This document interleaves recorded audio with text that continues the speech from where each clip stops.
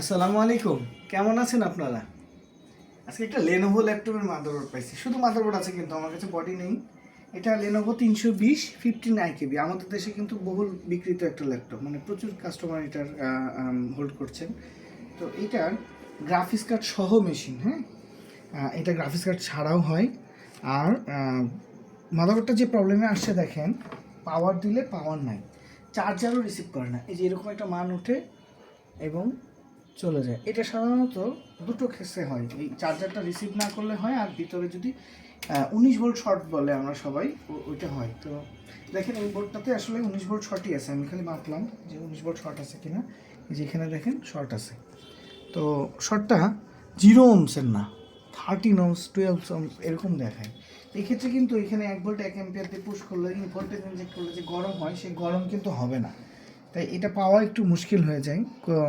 যদি আপনার 0 Ohm's 3 Ohm's 5 Ohm's এরকম দেখাইতো, তাহলে গরম হতো এবং ওটা পাওয়া যেত। এই ওহমসে গরম হবে না, এবং অতিরিক্ত ভোল্টেজ যদি আমরা ইনজেক্ট করি তাহলে নষ্ট হয়ে যাবে। তো চলেন দেখি বোর্ডটাতে কী সমস্যা আছে।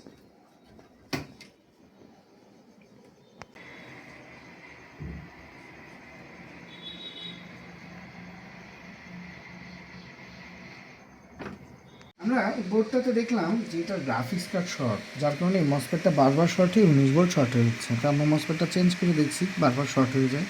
পরে আমরা যেটা করেছি, গ্রাফিক্সটাকে ডিসেবল করে দিয়েছি, যার কারণে আমাদের কিছু রেজিস্টার চেঞ্জ করতে হয়েছে এবং গ্রাফিক্সের পাওয়ারগুলো এই জাম্পারগুলো খুলে দিয়ে অফ করে দিয়েছি। কারণ এই গ্রাফিক্স কার্ড চেঞ্জ করতে গেলে একটা গ্রাফিক্স কার্ডের প্রাইস আছে, এটার সাথে অ্যাড করার পরে এটা সার্ভিস করার থেকে এই গ্রাফিক্স কার্ড খুলে দিয়ে ইন্টারনাল যে গ্রাফিক্স কার্ডটা আছে ওটাকে এনেবল করে দেওয়াই ভালো আমাদের কাছে মনে হয়। এখন কোনো যদি কাস্টমার বলেন গ্রাফিক্স কার্ড চেঞ্জ করতে, আমরা তো চিপ চেঞ্জ করি, তাহলে করতে পারবো। কস্টলি হয়ে যায়। ইনি চাচ্ছেন যে না, দরকার নাই, আমার কন্ট্যাক্ট করা হয়ে গেছে, আমরা তো ওনার পারমিশন নিয়ে এটা গ্রাফিক্স ডিসেবল করে শুধু ইউএমএল বোর্ড করে দিলাম। এটা দেখেন, এই যে আমি লাগাই দিলাম, মেশিন কিন্তু এখন অন হয়ে গেছে। এই যে এখানে ডিসপ্লে দিয়ে দিচ্ছে সাকসেসফুলি কানেক্টেড। হ্যাঁ, আবার আসবে রিস্টার্ট হচ্ছে, কারণ যে এই লেনোভোতে তো হার্ড ডিস্ক না থাকলে ইয়ে দেখাই, চেকিং মিডিয়া দেখে রিস্টার্ট হতে থাকে। এই যে আবার আসছে, হ্যাঁ, এই যে সাকসেসফুলি কানেক্টেড আসছে। আচ্ছা, আরেকবার দেখি, দেখেন কত দ্রুত ডিসপ্লে দিচ্ছে, এটাও দেখা যাবে। এই যে আমরা লাগালাম, অন হয়ে গেল মেশিন। আচ্ছা, একটু খুলতে হবে, লাগালাম, হ্যাঁ, এই যে অন হয়ে গেছে। মানে এই যে এখানে অন করা যাবে, সমস্যা নেই। এই যে অন হয়ে গেল, লাগানো আছে, এই যে successfully connected to your computer. তো ধন্যবাদ আপনাদেরকে। আমার এখানে কিন্তু আমাদের স্টুডেন্ট আছেন, উনি প্র্যাকটিক্যালি দেখলেন এটা কীভাবে করতে হয়, এবং আমার মনে হয় উনি শিখেছেন। কী ভাই, পারবেন না? আচ্ছা, পারবে তাহলে খুবই ভালো কথা। যদি উনি বুঝে থাকেন, আমি কিন্তু ওনাকে প্রত্যেকটা ডায়াগ্রাম বোর্ড ভিউ দেখিয়ে করেছি এই কাজটা।